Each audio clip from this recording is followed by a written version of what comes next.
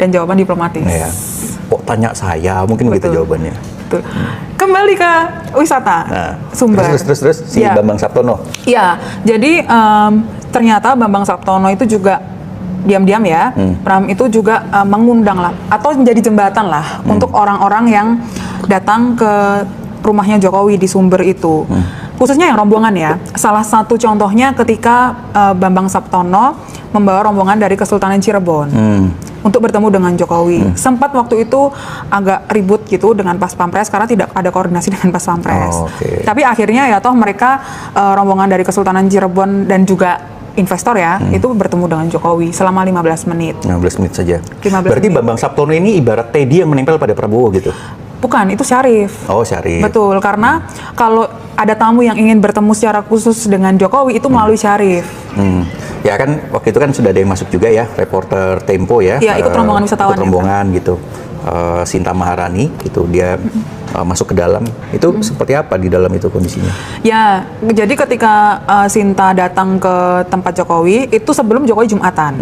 Tanggal 6 Maret 2026 ya. Dan waktu itu Sinta sempat menunggu beberapa waktu ya di luar. Kenapa kalau gitu sih? Nah, kopi bikinan lo nggak enak. Gue nggak bisa bikin kopi, iya, jadi gue sadar diri sih. Billy mana sih Billy? Jadi Sinta itu sempat menunggu dengan rombongan yang lain. Rombongan ini berasal dari berbagai daerah, Pram. Ada yang dari Bali, ada yang dari Jakarta, ada yang dari luar Jawa dan sebagainya. Kemudian setelah rombongan itu terkumpul gitu ya, ada sekitar 30 orang. Ada Pas Pampres yang mempersilahkan rombongan itu untuk masuk, ketemu dengan Jokowi. Mereka diminta untuk meninggalkan tas dan barang-barang. Cuman boleh bawa handphone ya? Cuma hanya boleh bawa handphone. Kemudian di dalam itu sudah ada 2 Pas Pampres yang mengatur, 2 sampai 3 Pas Pampres yang mengatur flow ya, agar rombongan ini bertemu dengan Jokowi. Salah satu aturannya adalah mereka tidak boleh memvideokan atau memfotokan sembarangan. Jadi semua foto dan video itu diambil oleh Pas Pampres. Jadi pengunjung menyerahkan handphonenya kepada Pas Pampres. Lalu berarti nggak boleh selfie begini dong ya? Nggak boleh, karena takut disalahgunakan.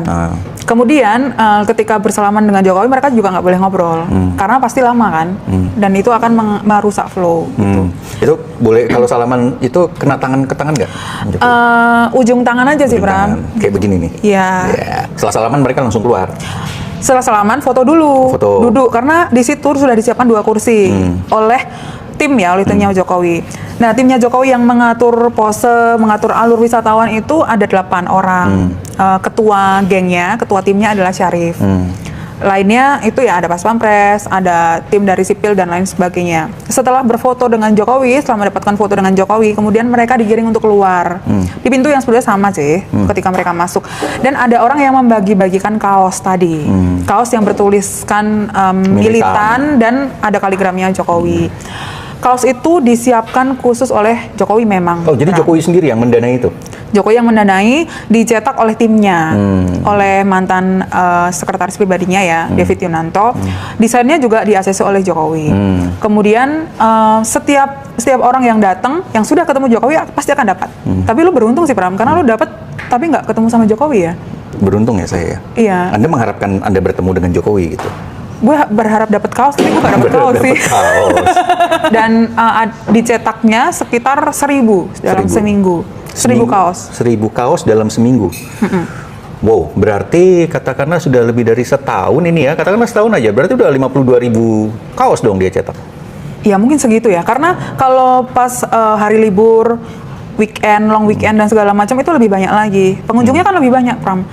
Jadi memang berbes-bes gitu datang. Gue nanya tuh ke ada salah satu timnya Jokowi juga ada penjaganya di situ kan. Kalau misalnya pas Lebaran gitu, kan open house ya, itu banyak berbes-bes datang. Jadi sehari itu bisa lebih dari 500 orang. Katakanlah 52.000 aja. Ya. Gue anggap kaos itu harganya katakanlah 10.000 aja. Kok murah amat sih? Kan ini kan paling murah gue ambil, berarti 520 juta dong. Itu dia sudah keluarkan hanya untuk kaos ya kan? Investasi kaos. Investasi kaosnya. Investasi kaos, betul. Itu. Banyak juga duitnya ya kalau tiap tahun 520 juta. Itu dengan harga 10.000. Iyalah, tapi kan nggak mungkin 10.000 cuy. Iya. Ya kan katakanlah 3 kali lipatnya ya 30.000 aja. Wah itu berarti sudah 1,5 miliar sendiri ya? Iya. Banyak juga duitnya hanya untuk terapi. Duitnya Jokowi banyak kan, dia presiden dulu, Bram. Oh gitu ya. Kalau dibandingkan dengan gaji lo yang nggak ada apa-apanya. Nah, berapa gaji Pram? Balik lagi. Ada waktu itu yang mendekati loh. Gue nanti gue iya. cari ya. Ada yang mendekati waktu Iya. itu gaji gue berapa gitu ya. Kayaknya itu yang bakal gue kasih kaos nanti. Kasih nih, bocor halus, ante-ante bocor halus Nah ini quality. yang kaos yang baru ya. Ini nanti mungkin perlu ada ini digantiin, diambil terus ganti foto lu aja gitu. Foto gue, kaligram maksudnya. Iya, nanti muka lu aja gitu di situ gitu kan. Tandingan dong ini. Tulisannya kepala babi gitu.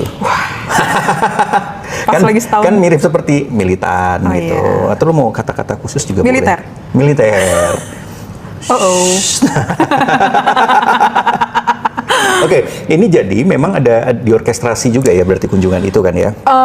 Jadi nggak semua sih. Nggak semua ya? Tapi ada. Ya, ada. Jadi ada beberapa timnya yang gue temuin bercerita bahwa dulu kunjungan ke rumah Jokowi ini dibanding dengan paket. Jadi wisatawan yang datang ke Solo, kok gitu sih muka lo? Beneran, gue haus tapi nggak boleh minum air putih, nggak boleh bawa, disuruh minum kopi bikinan dia ya ampun. Ini penolak bala. Ini tipe perempuan dominan nih, harus hati-hati nih. Jadi wisatawan yang datang ke Masjid MBZ di Solo, yang dulu dibangun dari bantuan Uni Emirat Arab, itu kemudian mereka didatangi atau didekati lah ya oleh semacam tour guide yang mereka ternyata juga beberapa diantaranya adalah timnya Jokowi dulu ya awal-awal. Kemudian ditawari gitu, mau nggak paket wisata ke rumah Pak Jokowi gitu, datang ke rumah. yang ngomong disiram Kadang-kadang diadu domba kita antara umat Islam dan Muslim dibesar-besarkan, maka terjadi kemarin heboh, terjadi gesekan-gesekan antar suku saja berperang sampai perang kepada antar Jaya dan DPI diadu domba. Saya berharap ini karena yang mengadu domba ini para buzzer yang dia suka kita ini berkonflik. Mereka mencari keuntungan di sana, memuji satu kelompok, memuji juga kelompok lain. Mereka dekati kelompok yang baru itu, tujuannya finansial. Saya kasihan juga kemarin orang-orang dari etnis Cina, dia orang segala macam aja. Pasar-pasar itu memanas-manasi. Lalu dia datang di toko-toko Cina itu, katakan minta menunjukkan bahwa mereka membela dia, tujuannya finansial. Kayak apa? Tanda CS saya sedikit tidak punya pun adu domba. Jadi kita ini unik, sudah kultur karena kita mudah diprovokasi, mudah sekali terprovokasi. Bercerita begini, kita belum mencari berita kebenaran, sudah berbicara, tidak meneliti dulu, sudah mengambil tindakan dulu. Nah, hal-hal seperti ini sangat merusak persatuan bangsa kita. Kadang-kadang kita dari tokoh agama, kita juga mengadu domba. Orang-orang Muslim juga seperti toleran, tapi seperti memuji ini, tapi tujuannya mengadu domba, menjilat kepada tokoh agama lain. Kita isu agama ini jangan terlalu kita gesek kan ya.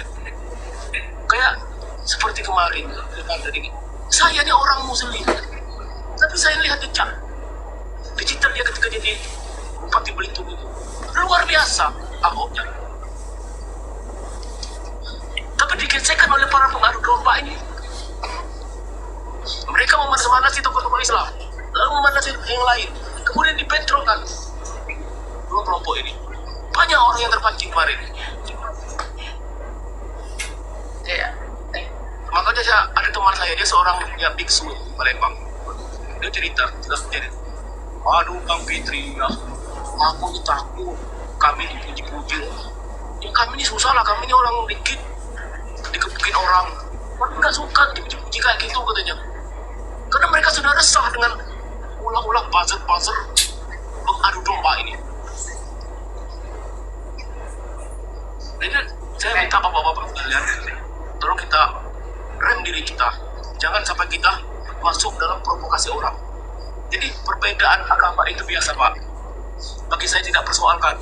Seandainya takdir provinsi saya sama Selatan mayoritas Islam, terpilih gubernurnya misalnya dari agama lain, karena itu pilihan rakyat, saya harus terima. Itu pilihan, jangan kita paksakan. Ya itu aja nih, terima kasih. Baik, terima kasih. Saya menangkap keprihatinan itu dari Pak Fitriwadi ya. beliau langsung mengangkat tentang identitas ini dikaitkan dengan politik, yaitu politik identitas, politik yang menggunakan identitas kelompok sebagai basis utamanya. Ya, bisa berupa agama, etnis, ras, bahkan nasab seperti yang tadi ya, budaya, gender, dan kelompok sosial tertentu. Itu yang menjadi identitas itu yang tujuannya menguatkan kita versus menghancurkan mereka. Jadi bukan isu lagi kepada kemaslahatan bangsa, kesejahteraan atau kepentingan bersama, tetapi kepentingan kelompok. Oke, terima kasih Pak Fitriwadi. Saya mau ke J5. Apa suka malu J5 kemana tadi dia? Assalamualaikum warahmatullahi wabarakatuh. Mohon maaf, Bu. Bangun tidur, bangun tidur. Assalamualaikum. Iya. Ya, silakan J5. Ya, Waalaikumsalam Pak. Habis ini ya Pak ya. Anda Tidak apa-apa, habis Bang. ini Bang Soca aja dulu. Dia mau turun. Bang Soca dulu. Silakan. Bang Soca. Oh, udah mau turun ya? Silakan, Bang Oh, Soca. silakan Pak Soca.